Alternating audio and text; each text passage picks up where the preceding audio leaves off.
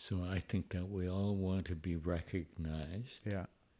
and we all want to be invisible. It's dangerous being invisible. Mm-hmm. People can manipulate you if they see Mm-hmm.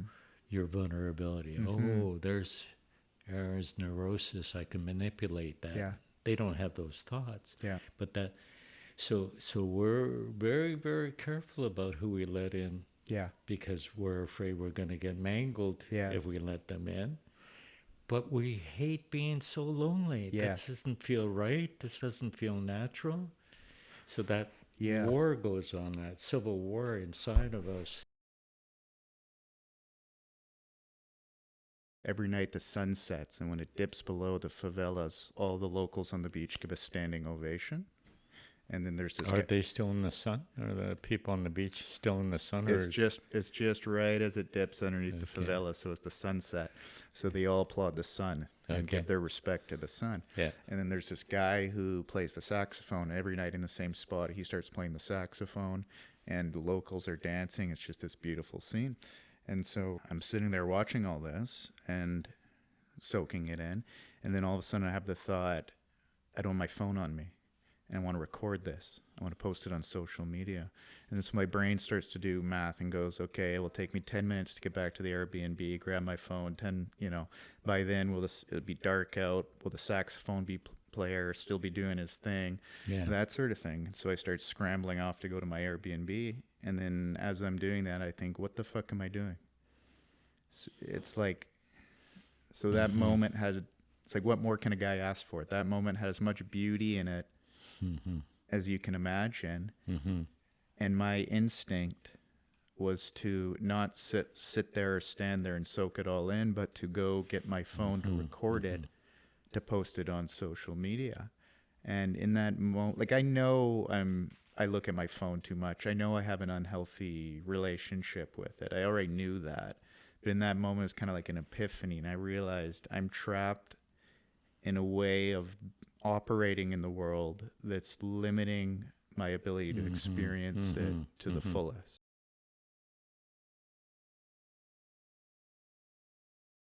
One day I smoked some weed, and I walked down to the seawall, and I walked along the seawall, and then I sat on a bench, and I was looking at the Falls Creek and the buildings, things like that. I realized what was going on was a kind of a call. They were all calling, my environment was calling my attention. Mm-hmm.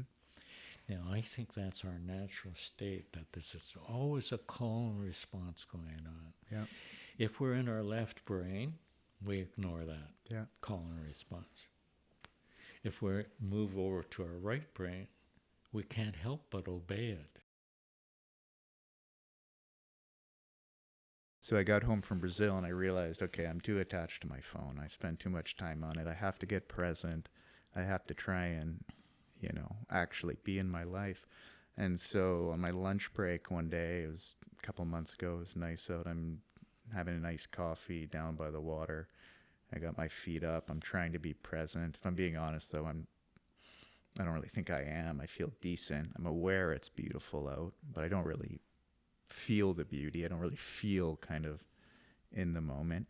And then all of a sudden this 90-ish year old man comes by in an electric wheelchair, electric scooter, and he goes, "You look comfortable." And I said, "I am." And then I said, "Sorry, am I in your way?" And he said, "No, you're not." And I realized, oh, he's not trying to get by. He's stopped because he wants to interact with me.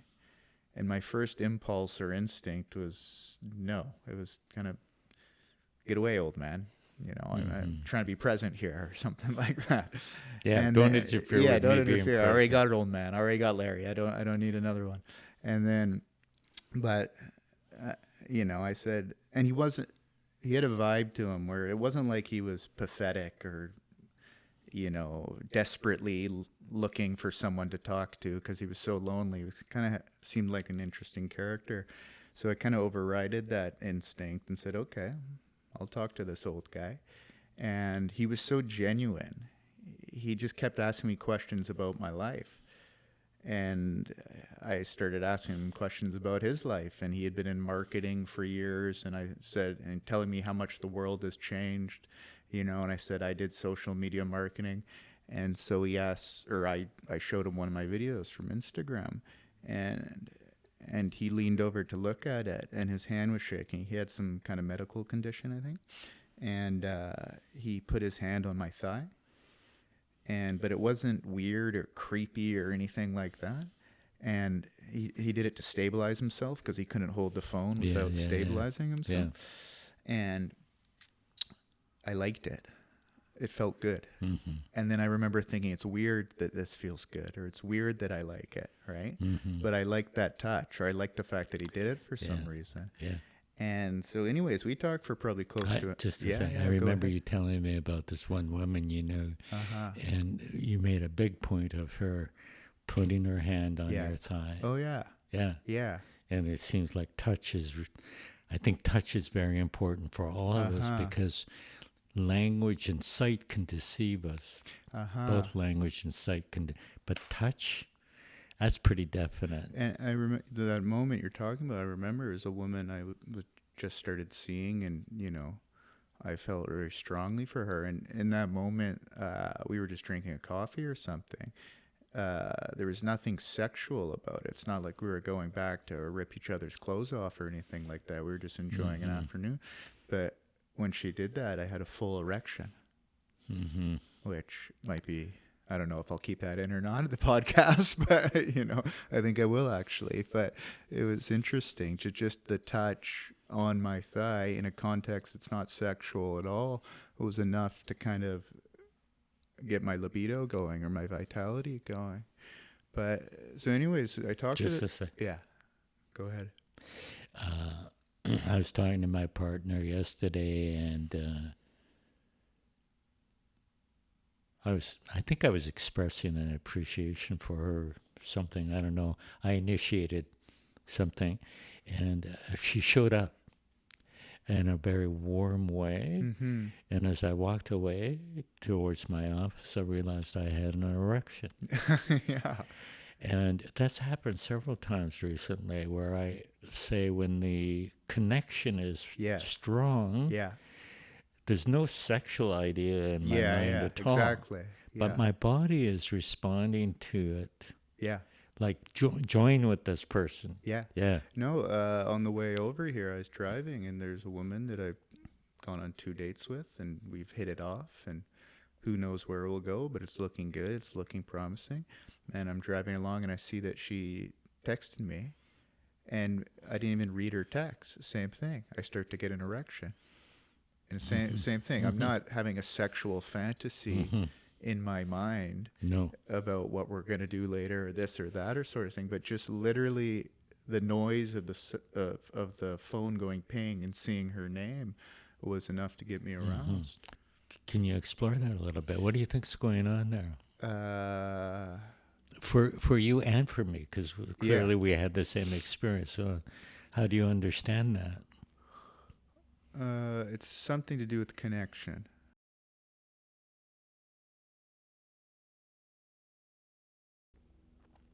In one of your emails in preparation for the session that we're doing right now, you talked about, you thought a fairly typical experience of your generation was loneliness, meaninglessness, boredom, yeah. And so what we're talking about is the opposite of that. Yes. Yeah. So I want to connect that to your addiction to the phone. Yeah. So before you went to Brazil, when you were still maybe even unconsciously addicted to your phone, you didn't think of it as a problem. No. It was a resource. Yeah. Did you ever get an erection when you looked at your phone? No. When I'm scrolling or these sorts of things. But it's complicated because I've built an entire business off my phone. I've read great quotes on my phone. So the phone inherent in itself isn't this evil, awful thing. There are good qualities to it, but there's a certain attachment to it, or there's a certain compulsion to it that starting to recognize is taking me out of my real life or something like that. That's what the story about Brazil is about. It's like the sun is setting, human beings are dancing to the saxophone. It's as it's as aesthetically beautiful, that's a difficult sentence to say, as anything I could possibly ask for. But my attachment to my phone and whatever it is I get out of that from taking pictures and posting them on social media or whatever is removing me from actually experiencing that moment in the fullness. All of this I knew, if that makes sense, or I kind of knew, I was aware of, but in that moment I felt it and I kind of went, shit, I really see how this is a problem now, or I really see the effect it's having. So that moment was kind of like a microcosm. So what I'm doing with what you're telling me, and am I interrupting you? Were you going for? No. So the phone promises connection. Is that correct? I don't think it delivers. That's what Yeah. that's the Yeah. that's where That's I'm the going. idea, though. I can go on the phone and look at pixels of screen of other people I know, someone I used to know, someone's doing this, someone's doing that. It's this kind of world that's happening. I'm not actually in it. Yeah. I don't think anyone's actually in it.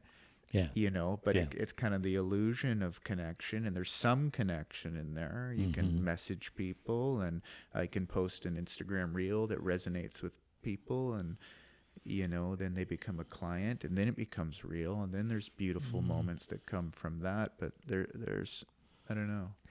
I think when we look at our phones, there's kind of a built-in disconnection. Yeah. So it can't hurt me. Yes. Or its chances of hurting me are far smaller Yeah. than talking to that old guy on the day Or the beautiful woman who catches yeah. my eye across the that's room. right. Yeah. I was on a podcast last week, and we were talking about this with a guy roughly my age, or 29, so a bit younger.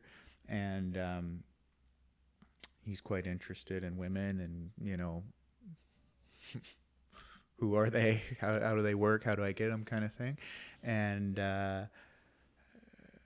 he's saying, where are women? Where does a guy find women? I'm saying they're all around. They're everywhere. They're at Starbucks. They're at the gym. They're in your class. He's in school. You know, everywhere you go, they are. But there's this hesitancy, just like the hesitancy I felt to actually engage with this 90-year-old man, to talk to people.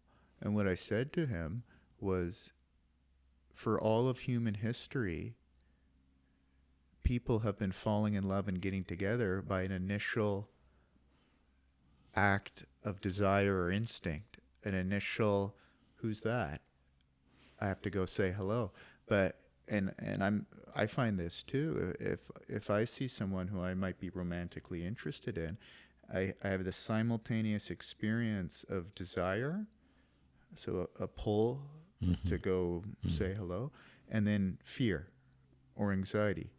And I can feel those two experiences kind of fighting with each other, if that makes sense. But totally. I think with the phone and with dating apps and these other things, it removes the fear. Yeah.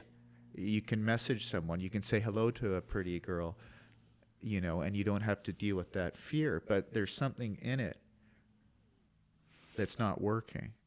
So prior to this, you asked me to ask clients, to ask my friends, to ask people, you know, what should we talk about? What do people care about? Yeah. My age, what would be an interesting conversation? Yeah. And basically, everyone I asked had the same answer, and that's loneliness. Some people didn't use that word. A disconnection, loneliness, meaninglessness, just some sort of kind of felt experience that we're missing out on something.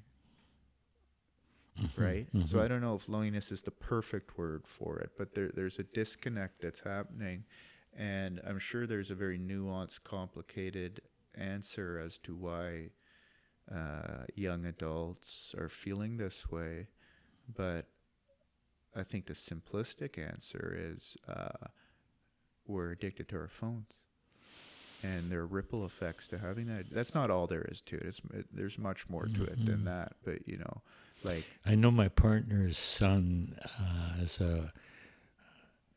was very relaxed and casual and was able to connect with women really easily. And then he started reporting that he started to feel nervous.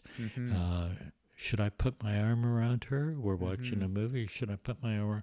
Or am I going to be busted for being a typical male chauvinistic pig? yeah, So there's this sort of atmosphere now that you can make one false step and your reputation is...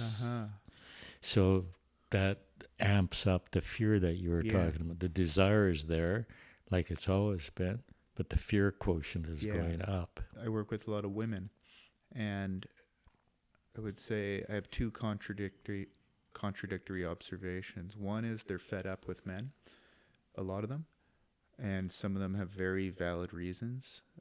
Some have somewhat valid reasons, but based on the experiences they've had with men.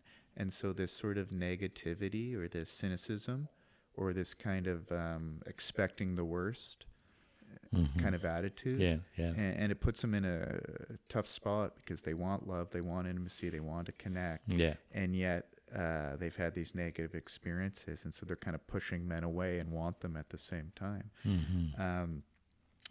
Then another observation I have, which contradicts what I just said, is they want to be talked to.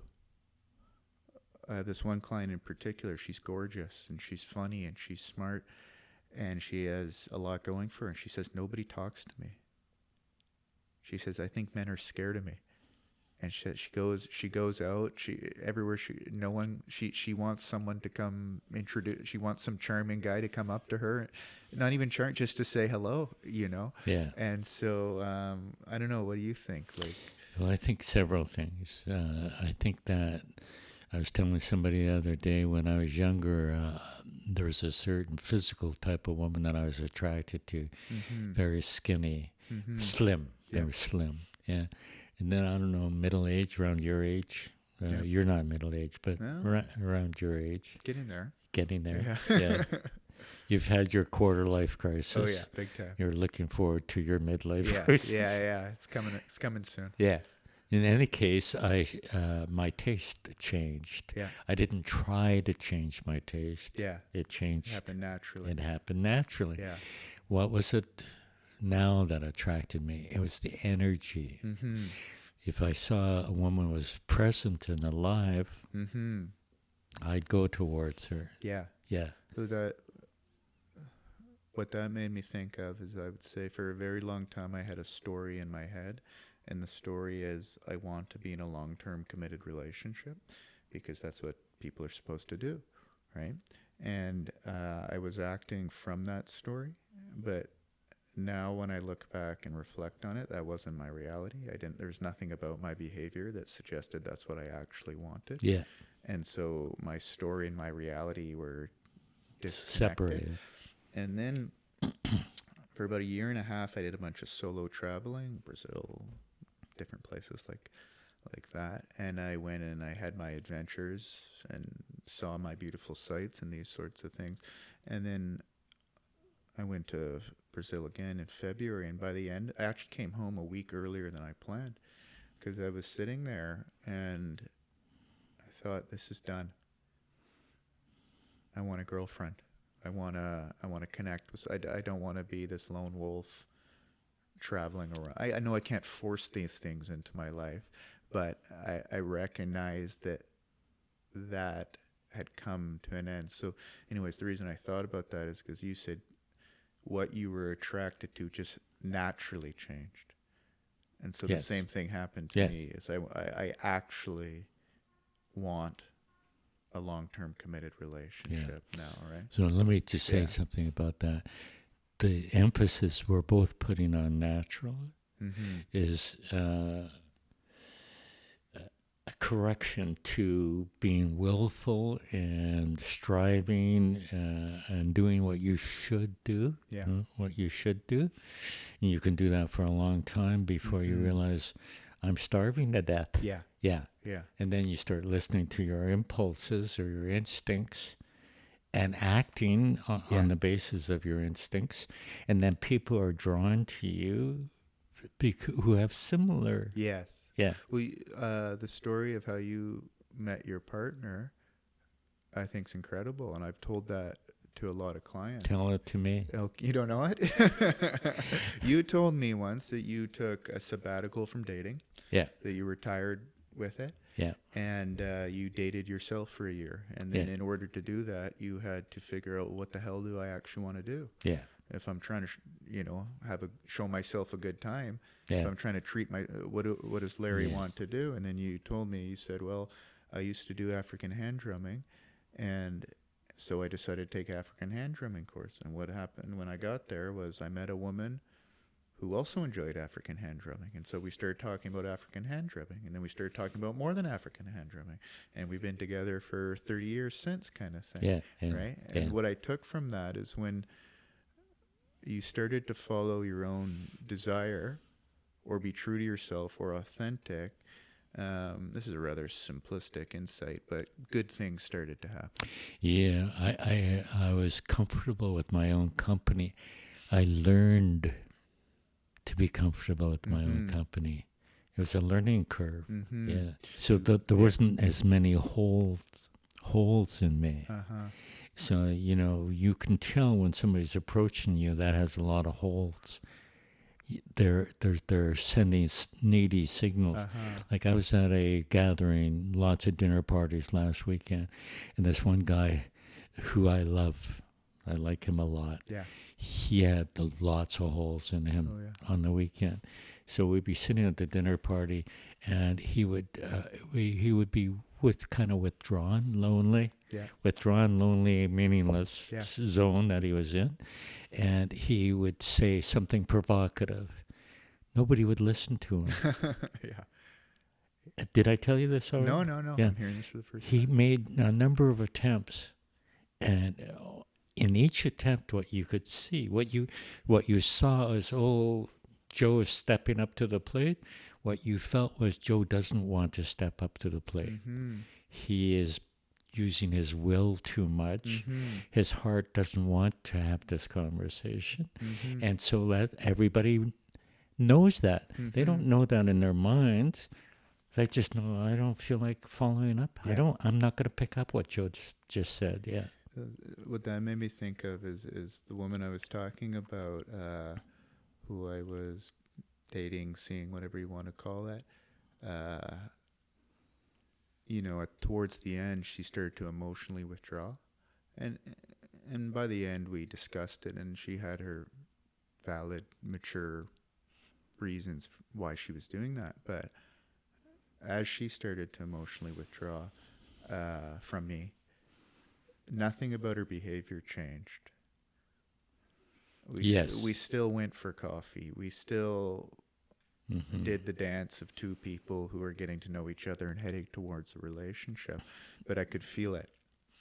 It was like every cell in her body was saying, "Don't touch me," not some creepy way, No. But it was. I like that. Yeah, before it was touch me. Put your hand on my leg. Hold my Yes. hand. She wasn't saying these things, Yes. but her energy was communicating. It was effortless, and I didn't have to think about whether holding her hand or not. And then we're sitting, over time, we're sitting in the same spot we had sat before, and I'm thinking, do I touch her thigh? Do I hold her hand? Because every signal I'm getting is stay away. Yes. Yeah. Yeah. Uh-huh. Here's what's coming up for me related to that. When I was going to university, I would get this. I really want to talk to that prof. Some of the things he said during the lecture. The class would be over. I'd get up out of my seat and I'd start walking towards him. And then this force would start developing not to approach him. Yeah. And I thought, is he sending that signal or am I sending that signal? I didn't know. And I talked to my brother about it. He says, just obey the signal. Okay. Yeah. Don't worry about where it's coming from. Yeah. Yeah. So you're saying something in your intuition is telling you don't do it. Yeah. But it's not some neurotic. No. I'm disconnected. I have walls up. I have barriers. It's just the moment doesn't call.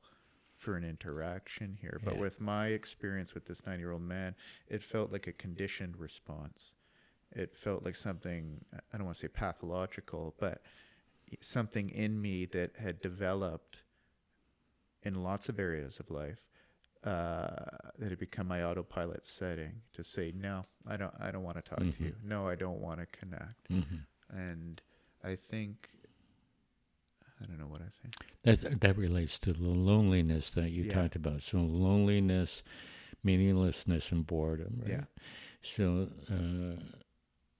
you're attributing your default setting to, what do you attribute? I'm a bit of a paradox, I think, because I'd say one of the reasons I love my job so much is because it's so raw and authentic. It's a very weird job being a therapist.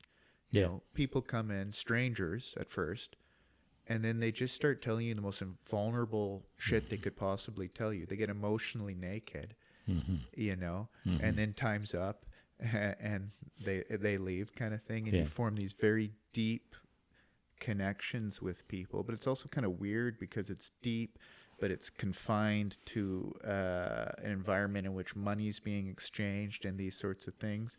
And you don't hang out after the session or anything like that. So anyways, I'm drawn to this profession in which I have incredibly authentic, vulnerable interactions with people. That I'm getting way better at this. But I feel as though in my day-to-day life, my default setting is to do the opposite, is to say no to that sort of interaction with people. Yeah.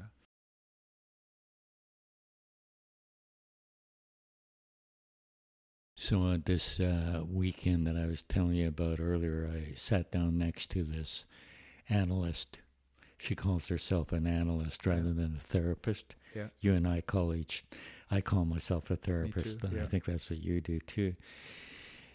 And I wanted to talk to her about the real, because the person she follows makes a big deal out of the real. Yeah. Yeah.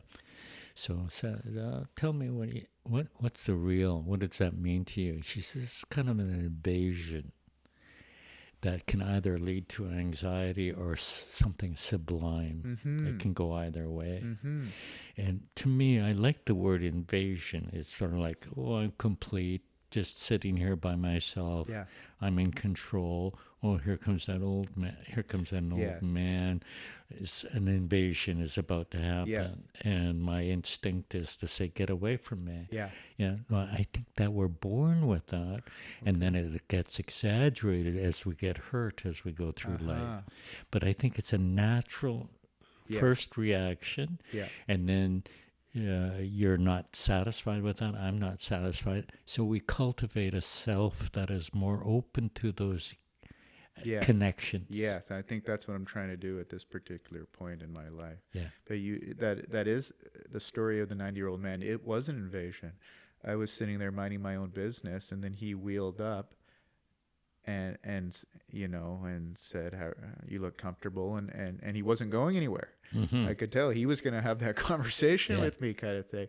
And so, but then I leaned into it, and we had this hour-long conversation. I got up, excited to go back to work, and I said, "It was a pleasure chatting with you." I shook his hand and said, "I'm look forward to our paths crossing again." And he said the same, and I felt high. I was buzzing. Yes. Right? And I said at the start, before he came... Did you get an erection? No, I didn't. He's too old. No, I did. Yeah, he's not my type. But I said the start of that story, I'm sitting there, and I'm a guy trying to be present. I'm a guy trying... I intellectually realize it is beautiful outside. I am lucky to be alive. But it's just intellect. I don't actually feel that way. I don't feel bad. You know, I'm somewhat relaxed, but I'm not connecting to the source, to the beauty. And then I have this hour-long conversation with this random old guy, and all of a sudden I'm buzzing, and I'm walking home, and people are smiling and laughing, and I feel how beautiful that is. The sun feels beautiful, and now I'm connected to it. Yeah. But I couldn't do it on my own. it took some random old guy stopping to take a genuine interest in me, and this spontaneous. The conversation wasn't even that interesting, to be honest. I don't remember what we talked about other than he was in marketing, but it was spontaneous. It was I don't know what it was, but it left me with a feeling that's the opposite of this loneliness, boredom, Yes, yeah, meaninglessness, yeah. this kind of uh, So when yeah, I said, "Did you get an erection?" yeah, It was a joke, yeah, yeah, clearly, but it was also a reference to another connection that you had made yeah, that was spontaneous, yeah. and the erection was spontaneous. Uh-huh. So it's the opposite of boredom, meaninglessness, and Yeah, loneliness. So when that loneliness and boredom is because you're trapped within yourself. yes, It's the same old, same old. yeah, And when you, I was saying to my partner that when you connect with somebody, when she connects with her son, I was talking about that. I talked about the sun a little bit. I said, if you look at a sunspot at an angle, you'll see that it's a flare that comes out of the sun. mm-hmm, And when it withdraws back into the sun, it follows the same path, the same mm-hmm, trajectory. And I said, that's what happens between you and your son. Something flares out of you and connects with him. mm-hmm, Yeah. And when he withdraws, or he's got a girlfriend, or he's an adult now, that connection is lost yeah, and you feel abandoned, yeah, something like that. So I think that's what we're talking about, this flaring out of yourself yeah. and streaming out of yourself. But I think we have a generation, and I'm part of this generation, who doesn't, who don't come out of themselves much. Yeah. I think the 90-year-old guy, he could be unique. He could just be an extroverted kind of guy, but he also comes from a time where you talk to people, Yeah. where you do, Yes. you do Yes. should roll up to some random person, say, "Hey, how's your day going?" I'm not part of that generation, Yeah. right? It's that's kind of what I was getting at talking about this other podcast I did last week, where the guy is saying it feels weird to talk to women. Yeah, there's some anxiety, but it's kind of like this unwritten rule. Just you stay in your little world and I'll stay in my little world. Let's stay safe. Yeah. And, it makes me, my favorite quote I've ever heard is from David Foster Wallace. He said, "It's odd. I have all of this inside of me, and to you it's just words." And to me, that quote is capturing isolation Mm-hmm. or the experience. And he was it's a sad story. He killed himself. But he was a genius and such an intellect, Oh, such a incredible. sharp mind. But Yeah. you see, he couldn't get out of his head, Yeah.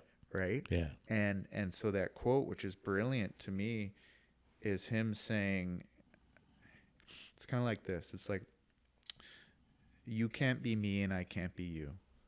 I'm alone over here in my subjective experience. Okay, so kind of built in to our experience is the sense of isolation.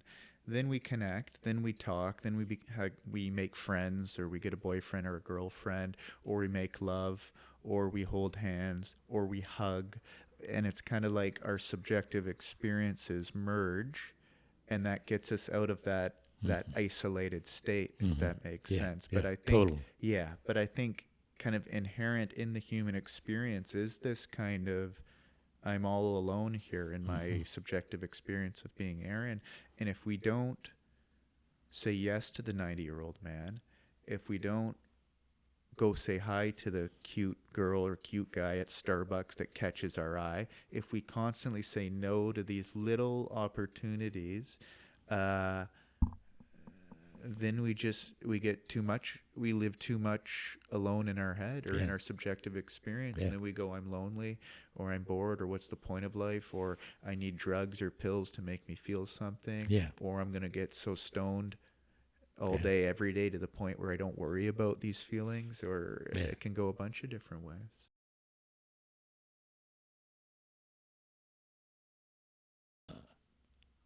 What stayed with me, what will stay with me, is you're naming a cultural condition that you were born into that I wasn't born into. Yeah. I was born into a different cultural condition, and so it's a barrier that I didn't have to deal with. Yeah.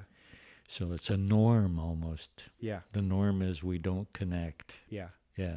What are you, Gen Z or what? I'm a millennial. Okay. I'm 36, born in 89. I think. Yeah. I think that's millennial. So millennials don't connect. That's the culture, though. The millennials. Yeah. Well, this could be completely biased, but I think I have a very fascinating age, or because I was born before the internet and before social media. That stuff all came around late high school or early university. So I have this reference point of life where there was no phone, and you just called your friend and said, let's meet here in an hour. And then you got there and they weren't there, and you wondered where they were, and then they showed up, and you just go do a bunch of random shit.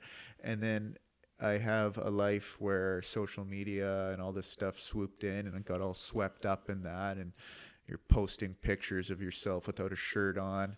And the obvious reason is so people will see it and think you're attractive and think you're cool and think you're this. And then I got all carried away and that kind of thing. But I just had a memory that I hadn't thought about in years. Our very first therapy session we ever did together.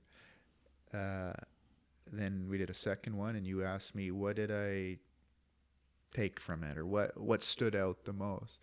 And I told you that in our first session, you told me a little story about walking the seawall here. And you were walking, and there was a mother and a son, and the son was 6 or 7 and had a bag of chips. And you walked by and you took one of the chips and ate it and winked at the kid or something. And the kid had a funny reaction. The mom laughed or something. I bet you don't even remember. No. Yeah.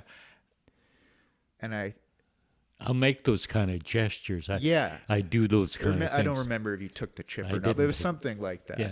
And that stood out to me more than any insight you had, or intellectual insight, or anything we talked about. I think now I'm realizing, because there's a certain, well, that's the opposite of me saying no to the 90-year-old man. You were being playful. You were looking to connect or something. You get what I'm trying to say? It was a way of being in the world that's the opposite of me running back to my Airbnb to grab my phone to go take a picture of the sun. Let me comment on that. So something like that happened the other day. A waitress was taking some beer to another table, and I was in her way, and I reached for the beer like she was giving it to me.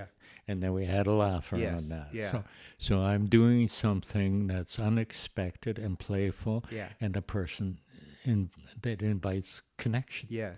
And we connect with each other. And we both leave that brief micro interaction feeling a little bit higher. That's like how I felt after like I said with the 90-year-old guy. I felt high. And you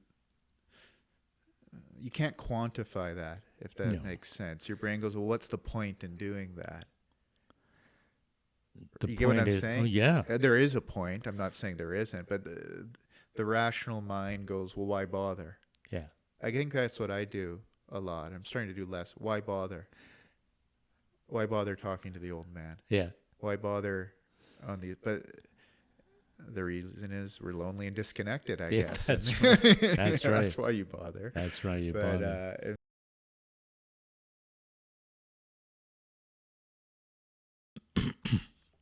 When I'm working with younger people who don't know how to connect, I'll probably tell them the story about you and that old man. Now, what I mean by that is, he says, you look relaxed. So I say to my young clients, I said, you begin the conversation by talking about something you both can see. Interesting. It's raining out today. It's kind of cold today. It's windy today. Or I like your shirt. All those things are not arguable. So you've established some solid ground. So we start with something that we both can see, And very quickly it evolves into things that we can't see, Mm-hmm. things that you know about yourself Mm-hmm. that you're now telling me, or things Mm-hmm. I know about myself that I'm telling you. We've got a safe platform. That reminds me of the story of you and your partner meeting each other. It's a little more but you both meet at a hobby, Yes, or there's a shared experience that's right. already built in, and then Yeah. from the shared experience, you and her can get to know each other beyond the Yeah. hobby, if that makes sense. I want to say something. I want to get and tell me if this resonates for you, if this gets you off. Yeah. So, loneliness, meaninglessness, and boredom. Okay, and I'm comparing those three attributes to the experience you had with this woman, where you got an erection just from getting a text message Yeah. from her.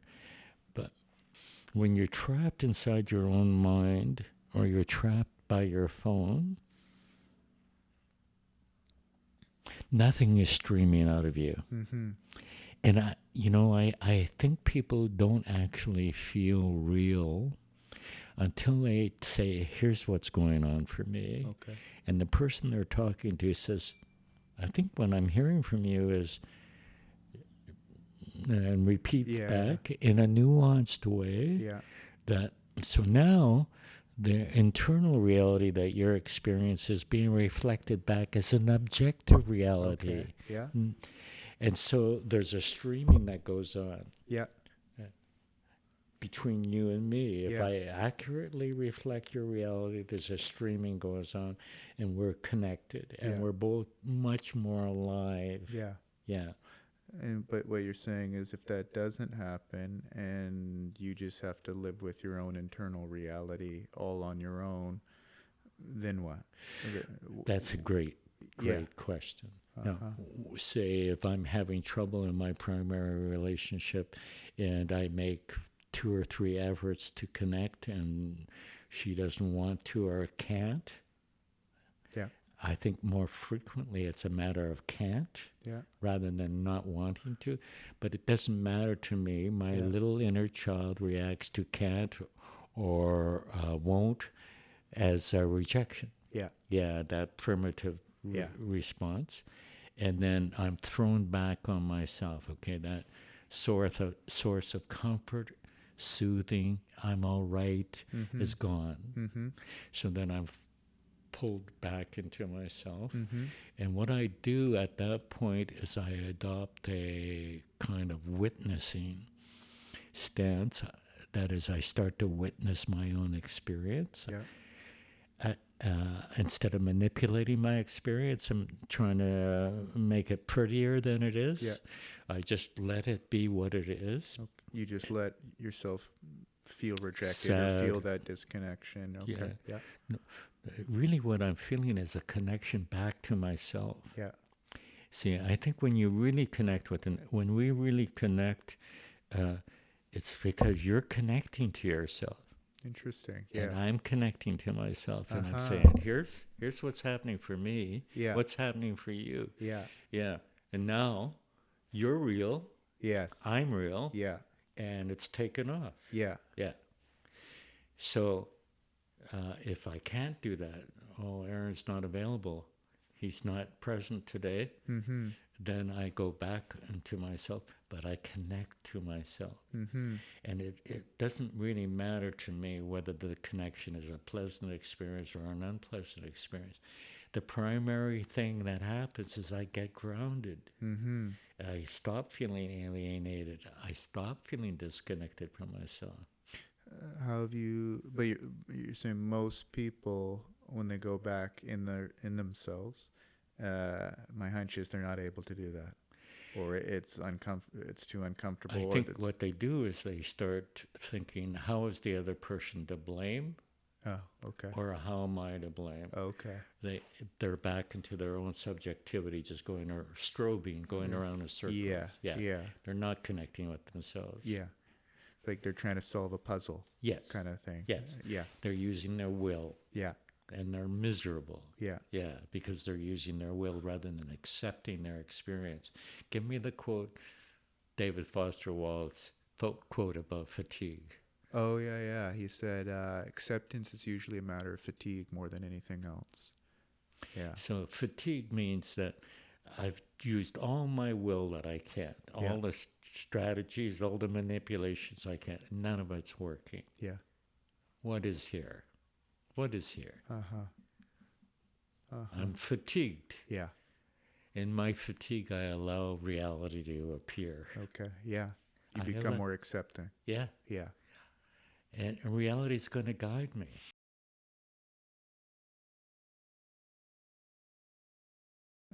You know what was interesting about doing the first podcast we did was I asked you how you do therapy a bunch. I was kind of picking your brain to get your style, your approach, and I thought you did a good job of articulating yourself. And I realized you're way more conscious of how you. I have no idea how I do therapy. I really don't. If that makes any sense at all. Like if someone asked me, Aaron, how do you do therapy?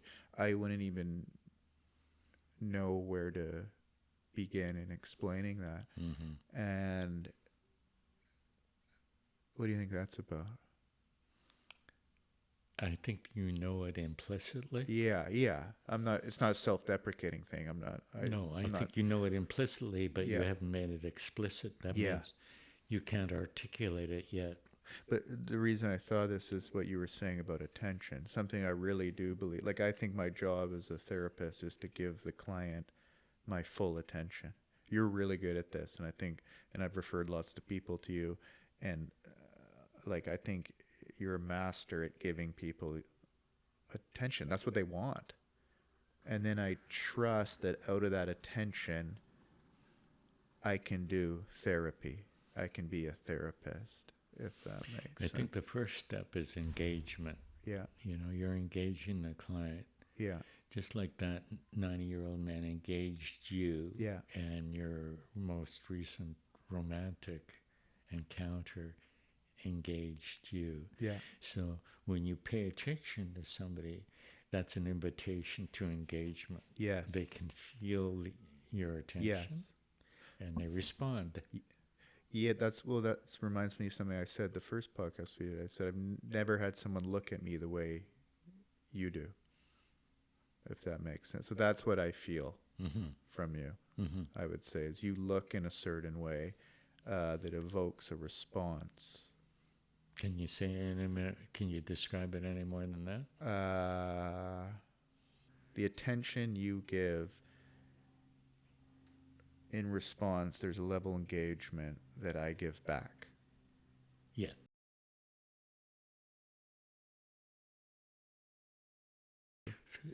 Here's one thought I had. Yeah. You said, this just came to me, or you said something like that. This memory just came back to me. Yeah. So when we originally talked about doing this, you wanted to call it the edge of the unconscious. Yeah. The unconscious shows up in moments like that when a person you're talking away and they say, oh, this just came to me. Yeah. Where did it come from? Yeah. That's the question. Yeah. Here's the ego. It thinks it knows what it's talking about. Yeah. And then something in that situation.